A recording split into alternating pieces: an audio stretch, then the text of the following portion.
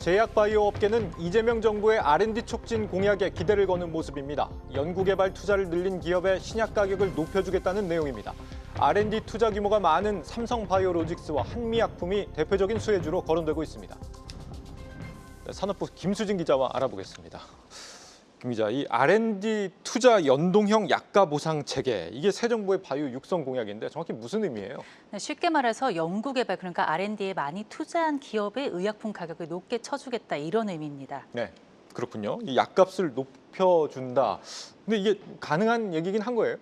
물론 제재가 있을 수 있는데요. 결론부터 말하면 가능합니다. 네. 하지만 방법은 우회적일 수가 있습니다.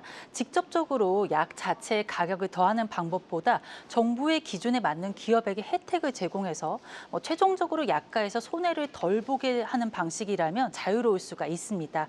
우리 정부는 정기적으로 이미 나온 약의 가격을 인하하는 정책을 펼치고 있는데요. 여기서 혜택을 주는 시기입니다. 네. 실제로 정부가 혁신형 제약기업 인증이라는 정책을 통해서 R&D 비중이 높고 신약 개발 성과가 우수한 회사들에게 여러 혜택을 지원해 왔고요. 이 중에는 약가와 관련된 정책도 있었습니다. 과거에 이 정책이 계속 시행되어 왔었고요.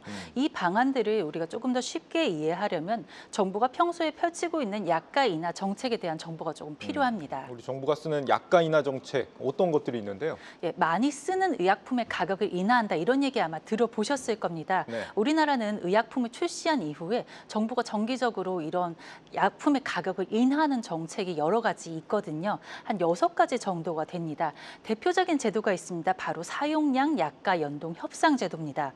정부는 매년 특정 의약품이 얼마나 쓰일지 미리 예상을 하는데요. 실제 사용량이 이보다 높아지면 가격을 내리자고 기업과 협상을 하는 겁니다. 지난해 협상 기준을 살펴보면요. 2023년도 청구 금액이 2022년도에 대비해서 60% 이상 증가했거나 혹은 10% 이상 증가하고 증가액이 50억 원 이상일 때가 인하 대상이었습니다. 이때 이제 한미약품의 유명한 약인 로수젯이나 셀트리온의 램시마조, 보령 듀카브 등 162개 의약품 약가가 인하가 됐었습니다. 아직 새 정부의 R&D 투자 약가 보상 방안이 정확히 정해지지는 않은 상태입니다. 하지만 곧 국정기획위원회가 구성이 되면 세부 실행 방안이 정해질 예정인데요. 취재를 통해 가능성이 큰 방안들을 조금 살펴봤습니다. 네. 전문가들은 R&D 투자 약가 보상이 이루어지는 방향이 가격 자체를 갑자기 올리기보다는 약가 인하 폭을 줄여준다거나 세제 혜택을 준다거나 정부가 깎은 약가를 이제 고스란히 R&D로 재투자하게 보존해주는 식의 방식으로 접근할 가능성이 높다고 보고 있습니다.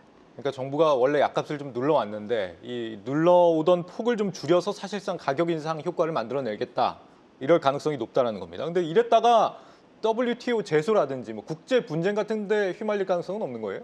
이미 출시가 된 가격에서 이제 정부가 인하를 하는 거를 조금 이제 낮춰주거나 조절해주는 방향으로 간다면 그 부분은 조금 이제 분쟁의 소모 여지가 좀 덜해 보입니다. 그렇군요. 아무튼 뭐 다양한 우회 방법을 동원해서라도 R&D 투자를 늘린 기업을 지원하겠다라는 건데, R&D 투자를 많이 하는 기업이 지금 어디입니까?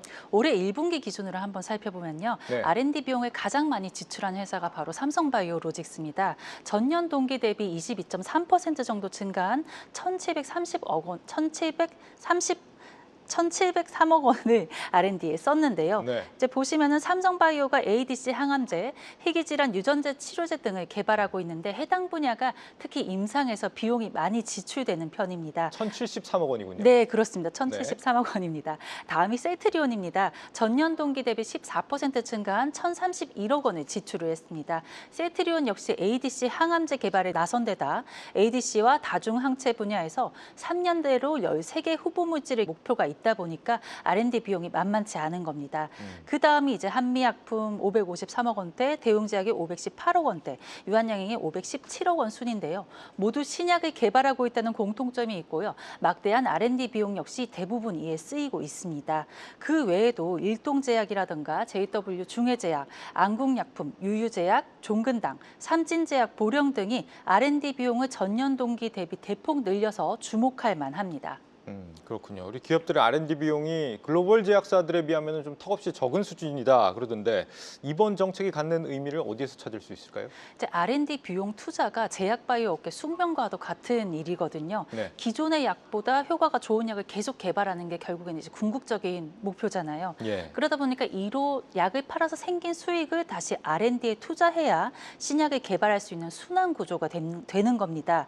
새 정부의 R&D 약가 연동 정책을 살펴보면 글로벌 제약 바이오 강국이 되기 위해서 R&D 비용을 높이자, 그리고 이렇게 약을 잘 만드는 본질에 충실한 기업을 우대하겠다, 이런 얘기로 풀이가 됩니다. 네, 새 정부 바이오 산업 육성 기대감에 대해서 산업부 김수진 기자와 알아봤습니다.